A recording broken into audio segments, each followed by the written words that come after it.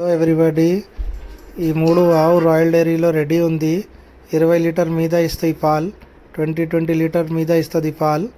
ఒకటి ఈనింది, ఇంకా 2 రోజుల్లో 2 ఈనుతుంది. ఇవాళ 18th అక్టోబర్ 2025.